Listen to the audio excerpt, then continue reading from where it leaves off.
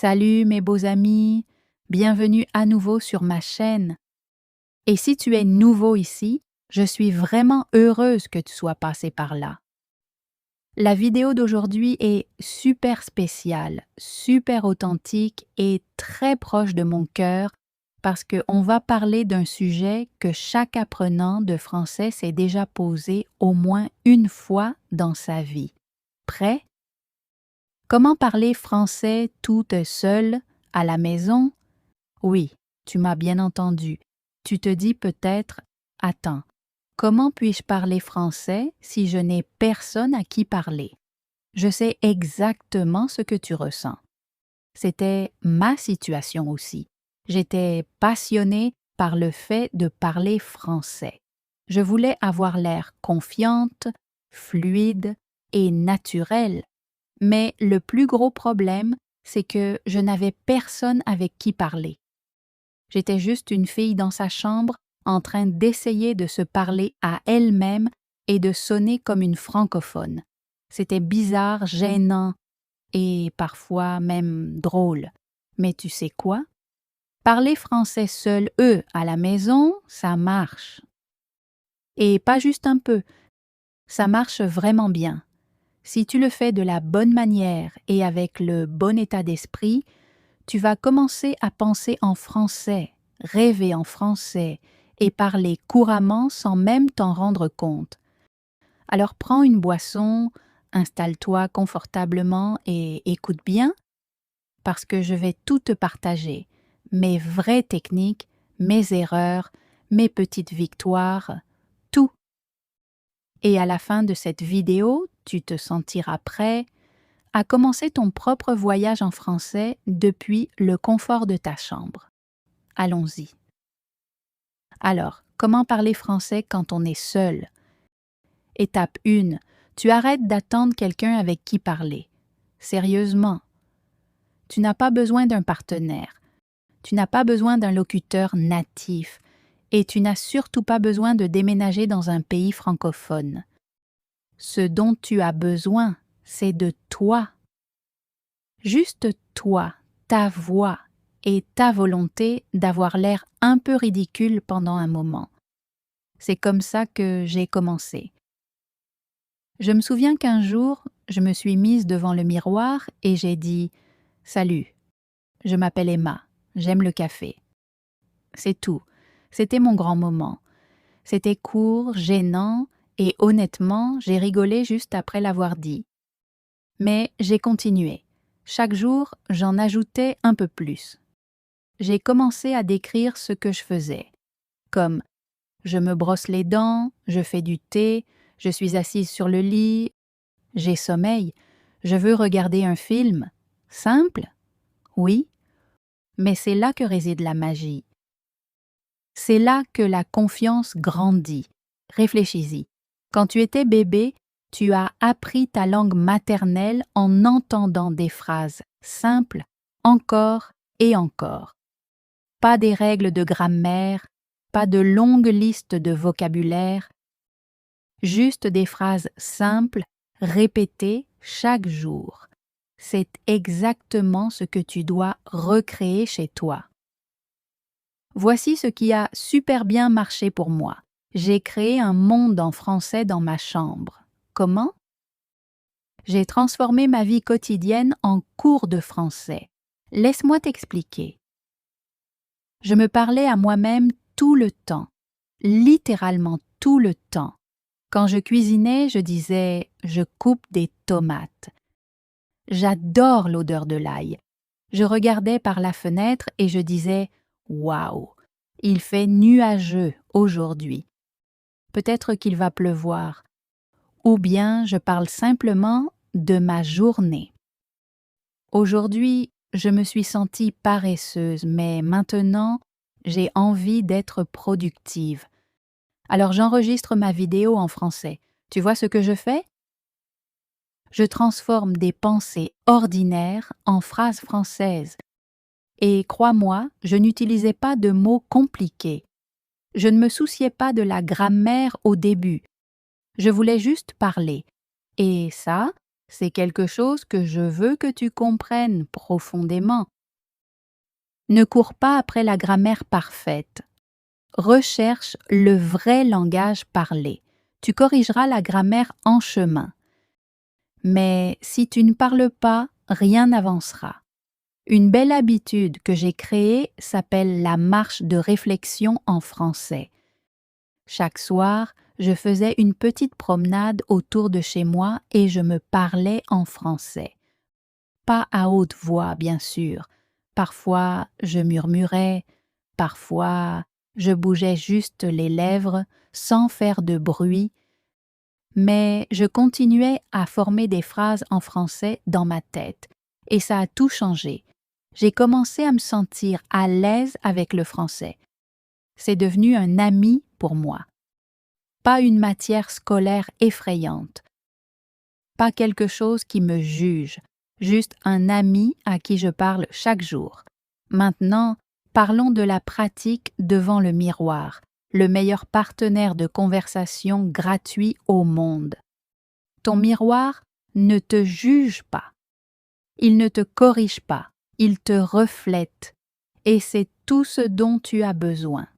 Quand tu te regardes dans le miroir et que tu parles, tu deviens plus conscient de ton langage corporel, de tes expressions faciales et de ton ton de voix. C'est ça, la vraie communication. Alors voilà ce que je faisais. Chaque soir, je me tenais devant mon miroir et je parlais pendant 5 minutes, juste 5 minutes. Parfois, je parlais de ma journée. Aujourd'hui, c'était ennuyeux. Je me suis réveillée tard. Je n'ai rien fait de spécial, mais je me sens bien. Peut-être que demain, je ferai quelque chose de mieux. Parfois, je parlais de mes rêves. Je veux voyager à Paris, je veux parler avec des étrangers, je veux travailler dans un endroit où le français est important. Je crois qu'un jour, je pourrai le faire. Cette petite routine m'a donné confiance. Pas la perfection, juste la confiance. Et la confiance est plus importante que la perfection. Une autre technique que je veux partager avec toi, c'est la technique de répétition simultanée. Tu en as déjà entendu parler?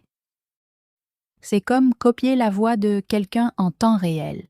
Tu prends une vidéo, peut-être une scène de film ou une interview sur YouTube, et tu répètes ce que la personne dit presque en même temps.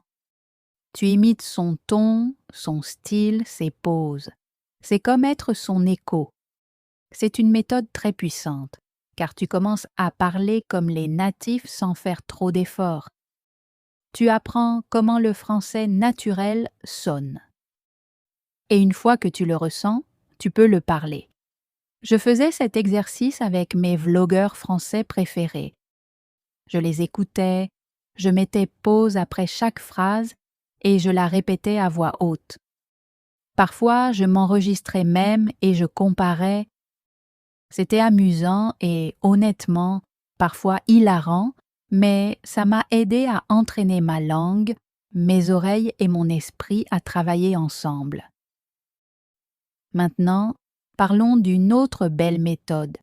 Créer ton propre journal intime en français, mais à l'oral. Oui, un journal parlé. Chaque soir, je prenais mon téléphone, j'ouvrais l'enregistreur vocal et je parlais pendant 2 à 3 minutes en français.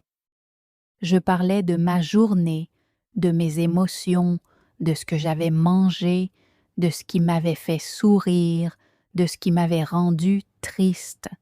Je me suis sentie seule aujourd'hui, mais j'ai essayé de rester positive. J'ai regardé une vidéo drôle. Ça m'a fait rire. Je n'ai pas fait grand-chose, mais je suis reconnaissante pour cette journée paisible. Et je ne l'ai jamais montrée à personne. C'était juste pour moi, ma voix en français. Et avec le temps, j'ai vu comment ma confiance grandissait. Voici une idée amusante que tu peux essayer. Les appels téléphoniques imaginaires. Je faisais semblant d'être au téléphone avec un ami. Je marchais dans la pièce et je disais des choses comme « Salut, comment ça va ?»« Ah, vraiment? C'est génial. J'ai regardé un film hier soir. C'était tellement bien. D'accord, on se parle plus tard. Au revoir. » Ça peut paraître ridicule, mais c'est super pour développer la fluidité. Tu pratiques le style de conversation réel, celui qui arrive vraiment dans la vie. Maintenant, soyons réalistes. Tu te sentiras peut-être timide de faire tout ça. Tu te sentiras peut-être bizarre de parler toute seule. Mais rappelle-toi ceci, tu n'es pas folle, tu es en train de grandir. Tout grand changement commence par des petites choses, et parler français à la maison est la plus puissante petite habitude que tu puisses créer.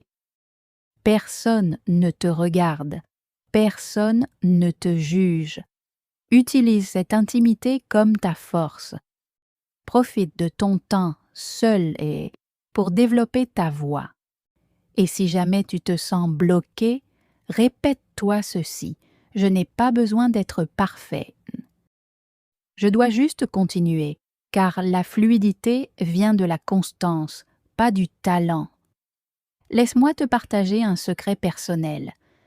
La raison pour laquelle j'ai appris à parler français, ce n'est pas parce que j'étais intelligente, c'est parce que j'étais constante. Chaque jour, je faisais quelque chose en français, même si ce n'était que 5 phrases. Je n'étudiais pas des livres de grammaire pendant des heures. Je n'apprenais pas 100 mots par jour. Je parlais encore et encore. Alors maintenant, mon cher ami, voici ce que je veux que tu fasses après avoir regardé cette vidéo. Choisis une méthode et commence dès aujourd'hui. Parle-toi devant le miroir.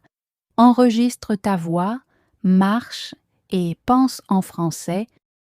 Fais semblant de téléphoner à quelqu'un. Peu importe ce que tu choisis, l'important c'est de le faire.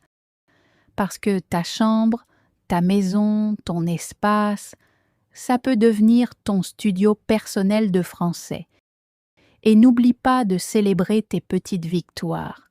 Quand tu fais ta première phrase sans traduire, souris.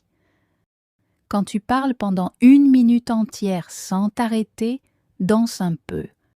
Quand tu t'entends sonner naturellement, dis-toi « Oui, je m'améliore.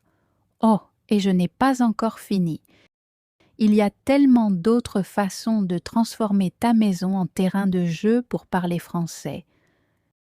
Laisse-moi te partager quelques astuces supplémentaires que j'ai utilisées et que j'utilise encore pour garder ma pratique fraîche, amusante et super efficace. D'abord, étiquette ton monde. Prends des post-it et écris les noms de tout ce qui t'entoure. Miroir, porte, oreiller, ordinateur, brosse à dents. Colle-les sur chaque objet et chaque fois que tu touches un objet, dis le mot à haute voix en français « porte ». J'ouvre la porte. Cette habitude simple construit ton vocabulaire dans un contexte. Et avant que tu t'en rendes compte, ton cerveau se souviendra instantanément du mot en français dès que tu verras l'objet. Ensuite, essaie de lire à haute voix. Prends un court paragraphe d'un livre ou d'un article en ligne et lis-le à haute voix. N'hésite pas à exagérer tes expressions, jouer avec ton ton, voire à mimer les personnages. Cela renforce vos muscles de prononciation et entraîne votre bouche à former les sons du français de manière plus naturelle. Si vous butez sur un mot, ralentissez, prononcez-le lentement, puis répétez toute la phrase. La constance ici mène à une parole plus fluide et plus claire. Maintenant, faisons des résumés vidéo.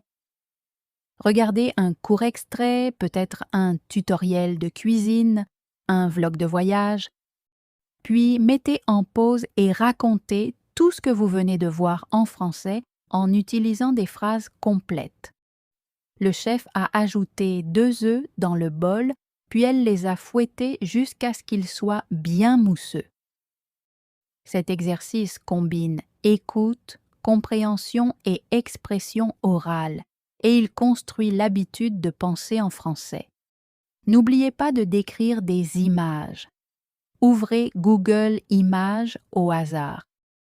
Choisissez une photo et passez 2 minutes à décrire chaque détail. Sur cette photo, je vois une femme portant une veste rouge. Elle se tient sous un arbre avec des feuilles jaunes. On dirait que c'est l'automne. Elle sourit et tient une tasse de café.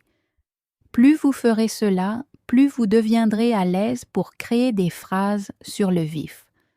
L'un de mes exercices préférés est de jouer des rôles.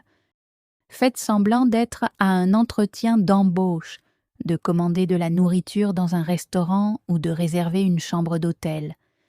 Marchez dans la pièce, parlez comme si une vraie personne était de l'autre côté. Bonjour, j'aimerais réserver une chambre double pour 2 nuits, s'il vous plaît. Puis, changez de rôle. Bien sûr.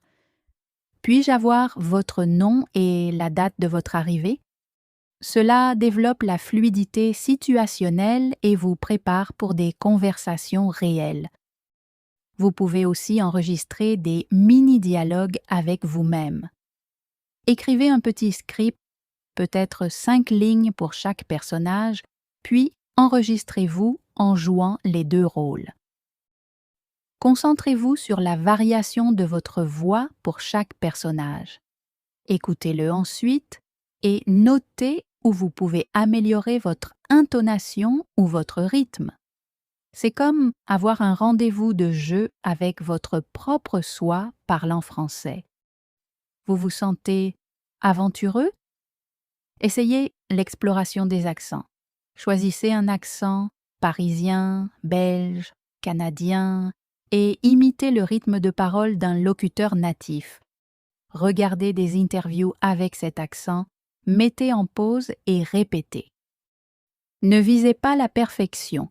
Il s'agit d'ajuster votre oreille aux différents rythmes et mélodies du français. Après un certain temps, vous trouverez votre propre style d'accent naturel. Voici un exercice amusant. Créez de courts monologues. Choisissez n'importe quel sujet, votre film préféré, vos vacances de rêve, un hobby que vous adorez, et parlez sans interruption pendant 1 minute. Ne préparez aucune note. Laissez simplement vos pensées s'écouler en français. Vous allez trébucher. Vous allez faire des pauses, mais c'est de l'or. Ces pauses sont vos prochaines cibles de pratique. Si vous aimez utiliser des applications, recherchez des applications de questions de parole. Beaucoup d'entre elles vous donnent des questions aléatoires comme « Que feriez-vous si vous gagniez 1 million d'euros ?» Répondez-y sur le champ, enregistrez et réécoutez. C'est comme une séance de rencontre express avec des sujets en français, et cela entraîne votre spontanéité. Pour vous pousser davantage, lancez un défi de parole de 30 jours. Le premier jour, présentez-vous en français pendant 1 minute. Le deuxième jour, décrivez votre petit déjeuner. Le troisième jour, parlez de votre souvenir d'enfance préféré. À jour 30, vous aurez parlé pendant plus d'1 heure au total, et c'est un énorme progrès. Bien que vous pratiquiez seul, vous pouvez toujours trouver des communautés vocales en ligne, des salons de discussion vocale où les gens pratiquent des langues uniquement via audio. Écoutez, parlez, riez et apprenez de vraies personnes, mais dans le confort de votre maison. Une autre arme secrète est le carnet d'erreurs. Gardez un petit carnet ou une note sur votre téléphone où vous notez les erreurs que vous repérez pendant vos pratiques. Peut-être que vous mélangez régulièrement emprunter et prêter, ou que vous avez des difficultés avec le son TH. Chaque semaine, consultez votre carnet et pratiquez consciemment ces points problématiques jusqu'à ce qu'ils deviennent des forces. Pour augmenter la vitesse de votre réflexion, imaginez un film en français dans votre tête. Visualisez des scènes quotidiennes, marchez vers la cuisine, préparez du thé, vérifiez votre téléphone, puis racontez-les en français en temps réel. Cela vous entraîne à penser en français et réduit l'étape de traduction. Amateurs de musique, ceci est pour vous. Chantez des chansons françaises, puis expliquez les paroles avec vos propres mots. Choisissez une mélodie entraînante. Apprenez le refrain, puis chantez-le à haute voix. Ensuite, parlez de ce que la chanson signifie pour vous, quelles émotions elle évoque. C'est une manière créative et agréable de pratiquer la parole. Si vous êtes du type esprit visuel, dessinez une carte mentale d'un sujet comme mes objectifs futurs. Élargissez-la au domaine de la carrière, des voyages, des hobbies, puis exprimez-vous sur chaque branche. Sous carrière, je me vois travailler comme graphiste. J'apprécie le processus créatif. L'acte d'organiser vos pensées visuellement puis de les verbaliser construit à la fois la structure et la fluidité. Vous voulez vous sentir comme un véritable créateur de contenu? Créez votre propre mini-podcast. Choisissez un thème, des livres, des films, des astuces de cuisine et enregistrez un épisode de 5 minutes. Invitez des invités imaginaires. Posez-vous des questions, partagez des astuces. Quand vous réécoutez, vous serez surpris de voir à quel point votre français sonne naturellement et vous remarquerez exactement où il faut peaufiner. Les rêveurs, voici un grand exercice. Planifiez vos vacances de rêve en français. Faites des recherches sur une ville, disons Paris, puis parlez de votre itinéraire. Le premier jour, je visiterai le Louvre. Je veux voir la Joconde et la Vénus de Milo. Ensuite, je prendrai des croissants au petit déjeuner. Plus vous ajoutez de détails, plus vous pratiquez le vocabulaire et la structure. Vous pouvez aussi écrire un petit script, même juste un paragraphe, puis le mettre de côté et essayer de le rejouer de mémoire. Cela relie l'écriture et la parole et vous aide à intégrer de nouvelles phrases. Enfin, imaginez que vous êtes un professeur et que vous devez enseigner le français à un étudiant imaginaire. Expliquez un point de grammaire, comme l'utilisation du présent simple à voix haute. Nous utilisons le présent simple pour parler des habitudes. Par exemple, je prends le petit déjeuner tous les jours. Vous voyez, enseigner est l'une des formes les plus élevées d'apprentissage, et cela vous transforme à la fois en élève et en professeur. Tous ces exercices se résument à une chose, la créativité dans votre pratique en solo. Si vous abordez votre temps seul avec curiosité et amusement, vous ne manquerez jamais de choses à dire. Votre chambre devient votre scène, votre miroir, votre public. Et avant de conclure, je veux partager quelques changements d'état d'esprit et idées pour suivre vos progrès qui transformeront votre pratique de la parole en solo d'un hobby en une habitude et, à terme, en une compétence à vie. Tout d'abord, parlons d'état d'esprit. Le plus grand obstacle que rencontrent la plupart des apprenants n'est pas la prononciation ou le vocabulaire. C'est la voix dans leur tête qui dit « Je ne peux pas y arriver »,« Je sonne bêtement » ou « Je ne serai jamais aussi bon qu'un locuteur natif ».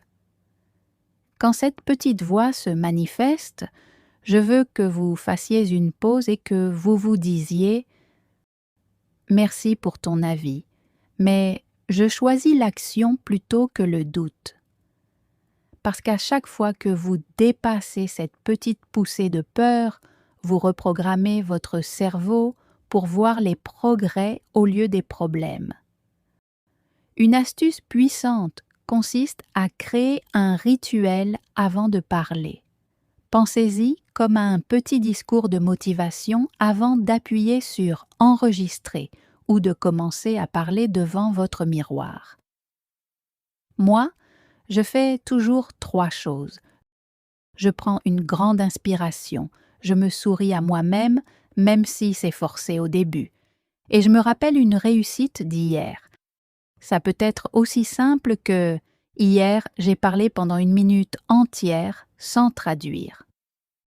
Ce petit rappel me donne du courage pour aujourd'hui. Ensuite, vous devez mesurer vos progrès. Quand on pratique seul, on peut avoir l'impression de tourner en rond avec les mêmes erreurs. Je vous suggère donc de tenir un simple journal vocal sous forme de tableau. Vous pouvez utiliser les feuilles de calcul Google ou simplement un carnet.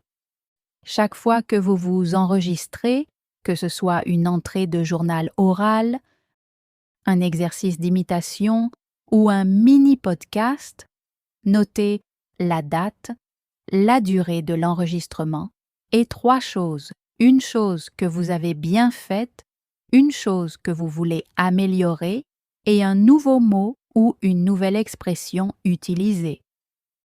Avec le temps, vous verrez que les points à améliorer se feront plus rares et que les réussites deviendront plus nombreuses. C'est la preuve de votre progrès.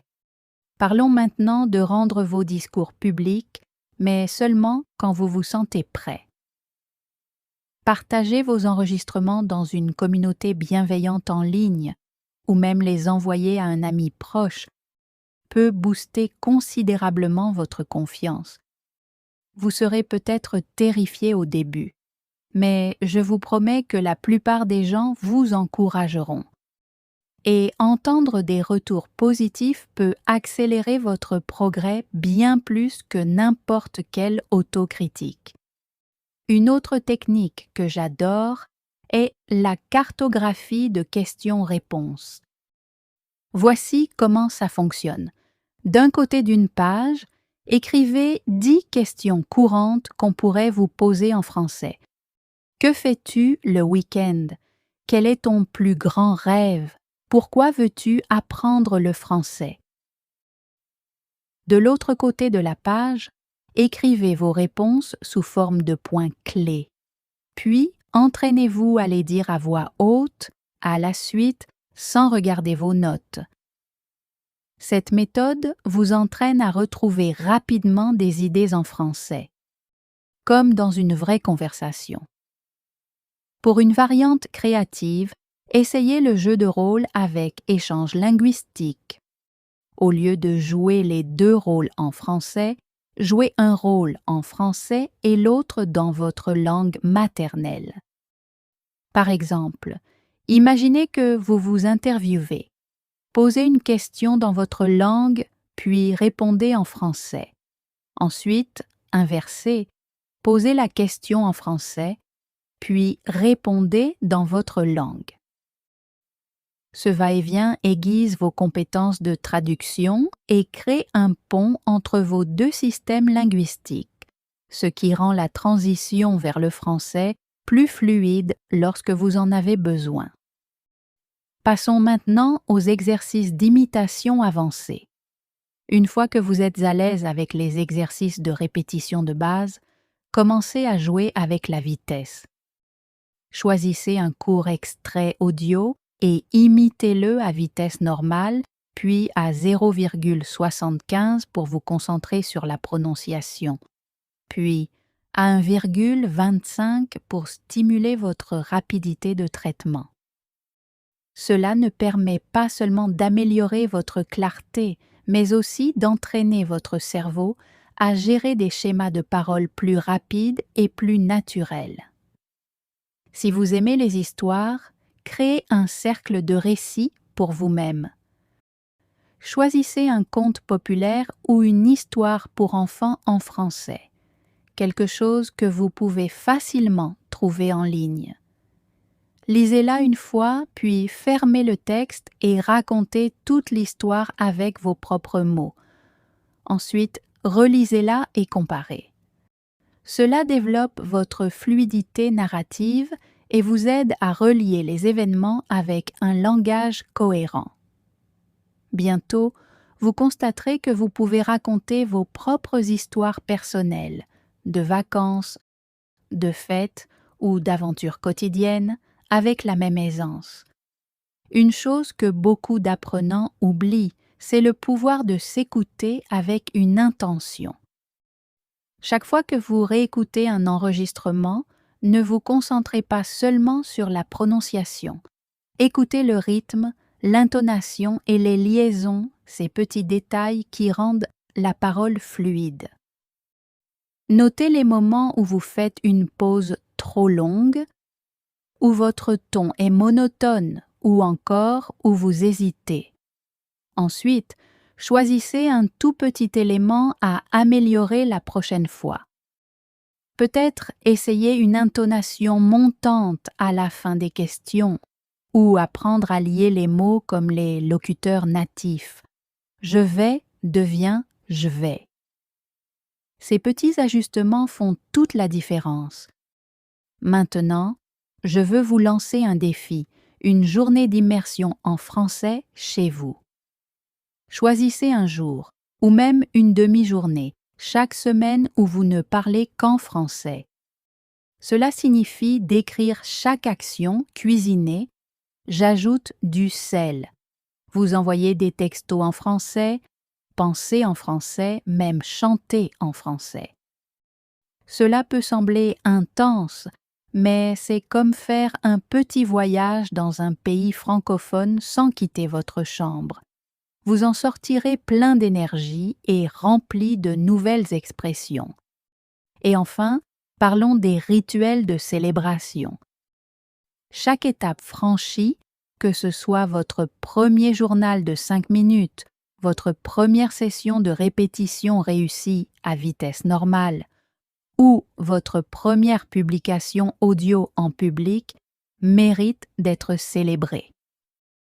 Je m'accorde une petite récompense, un café spécial, une collation préférée, ou une courte pause pour regarder un épisode d'une série française avec des sous-titres. Ces renforcements positifs créent un cycle de motivation qui vous fait revenir. Alors, mon cher ami, avec toutes ces stratégies, jeux de rôle créatifs, répétitions avancées, cercles de récits, journées d'immersion, suivi des progrès et rituels de célébration, vous avez largement de quoi remplir vos journées, semaines et mois avec de la pratique de la langue française en toute confiance. Rappelez-vous, le cœur de ce voyage est la constance et la bienveillance envers vous-même. À chaque moment où vous choisissez de parler français, vous investissez dans un avenir où la langue n'est plus une barrière, mais un pont vers de nouvelles opportunités, amitié et expériences. Merci beaucoup d'avoir passé ce moment avec moi. J'espère que vous vous sentez inspiré, équipé et excité de parler français chez vous comme jamais auparavant. Si vous avez essayé l'une de ces méthodes, laissez un commentaire ci-dessous et faites-moi savoir laquelle était votre préférée ou laquelle vous êtes impatient de commencer dès aujourd'hui. Et bien sûr, si vous avez trouvé cette vidéo utile, mettez un pouce bleu, abonnez-vous et activez la cloche de notification pour ne pas manquer notre prochaine plongée où nous mettrons en avant certaines de vos histoires et répondrons à vos questions principales sur l'apprentissage du français.